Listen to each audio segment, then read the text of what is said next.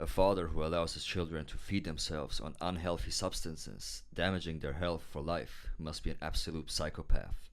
So is he a brutal narcissist if his children fight among each other, succumb to diseases, and form amoral hierarchies, consisting of bloodshed and mind control. A bloodthirsty killer who confuses his children how to multiply based on their true biology and not despair with broken hearts.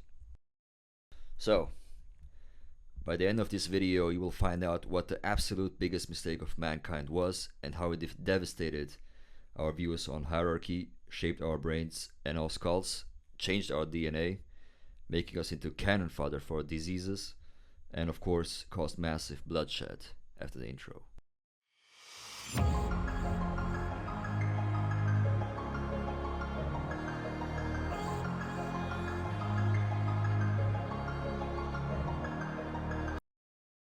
Alright. So, we can all imagine how life has been over 12,000 years ago, when there were no states, no kingdoms, not even settlements, where humans were nomads hunting through thick vegetations, heavy rain, freezing ice and brutal deserts, where life was rough as we had to deal with harsh environments, wild animals and rival tribes, everyone fighting tooth and nail to survive. Yet despite all these difficulties, what if I tell you that we had more disadvantages after the agricultural revolution than before? More young people dying of diseases, more deformities in teeth and bones, shorter heights, more gender inequalities and less DNA diversity, more hierarchical and often corrupt structures, and of course more wars and suffering. So according to some anthropological findings are linked below, humans have the most concentration of nitrogen-15 in our bones going back over 12,000 years ago. And the more nitrogen-15 a species has, the more carnivorous it is. Which in simple term means we were the most carnivorous species in the world. And still are in fact, even surpassing wolves and lions. So since every plant releases toxins to defend itself, we humans just can't break them down like cows or goats do, because our stomachs are not designed to do so. According to some more studies and findings linked below, after humans worldwide, for a strange reason, adopted agriculture, findings continuously dig up degraded and fractious bones from the malnutrition of just eating a bunch of carbohydrates coming from grains, as well as just completely damaged teeth and jaws coming from eating all the sugars, yes, carbs are sugars from all those painfully tasty grains that brought with it bacteria that are not supposed to be in our mouths. There are many skeletal findings all around the world showing what I just described. That's where the first scientists start to develop their professions, the first dentists. Also, some findings keep proving that we have been around 3 inches or 8 centimeters taller than the generation born into it, from all the manual work of cutting, sorting and processing grains, combined with malnutrition. Many of our ancestors showed a significant combination of damage and malformities to their bones and muscles. Because we're not supposed to bow down in the most literal sense. We're not supposed to bow down and do intense labor all day. Of course, ancient humans also had livestock, but that only brought a lot of diseases with them that decimated human population over time. But what about the political and social fabrics it brought that laid the foundation of developed societies all around the world? The ugly truth is, the more food there was available, the worse the distribution of the food. So, where was I? Right. The more unequal was the distribution of the food. More food that can be stored means a steeper hierarchy. That means some people having more than others, and of course doing less of the work than others at the bottom. It also meant that people were born into their role. A worker's son automatically became a worker himself, reducing his chance to become more, right, in his life, while the powerful ones could breed the next generations with ease and had no worries when it comes to the role of their children, leading to many people already malnourished having less while the rich eat themselves into oblivion.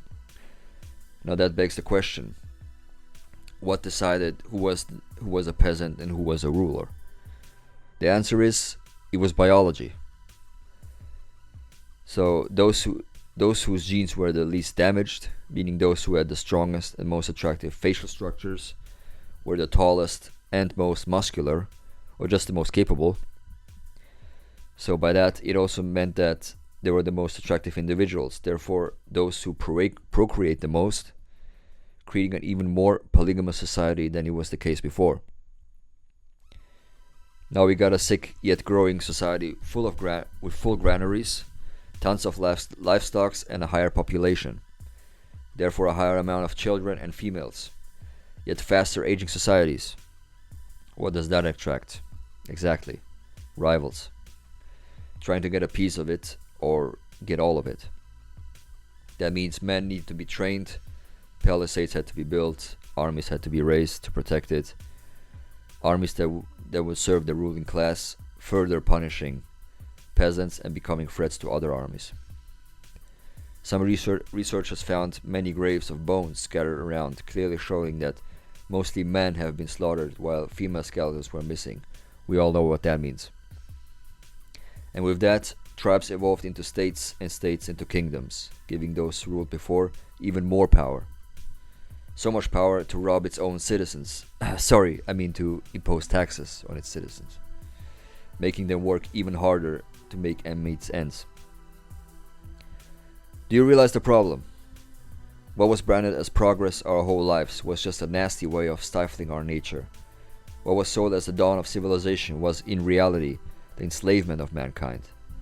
What has been indoctrinated since time immemorial as the start of the pinnacle of nature is in reality a species forgetting about its roots, dismissing their natural diet as supplementary, raising a smokescreen before a dominating class looking down on its subjects, and having mass dementia when it comes to attraction and procreation, forging the way to be the most amoral, ignorant, and suicidal species that has ever walked on Earth. Now I do have theories why we never went back and how it happened in the first place. That's for another video, as it's getting more and more complex already, and it's just too long anyway. But I think we were just too afraid to go back. It was just too comfortable. We just had those tasty grains.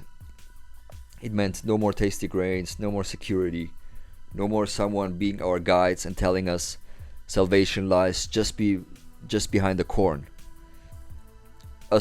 Corner. Too many humans to feed them all by that time, and of course I can imagine them actively discouraging humans to go back, because obviously they just profit from it. They just profit from staying in that position in the society. But how it happened theories are really interesting and can range from the ancient booze to the paleo contact theory described in many Sumerian tablets. So with that said, that's pretty much the end of the video. I hope you enjoyed it. If you do, feel free to like it and to subscribe and to share it and to rewatch it, whatever. All the links are below in the descriptions. And with that said, thank you for watching, and I hope I see you, or you see me, or we see each other next time.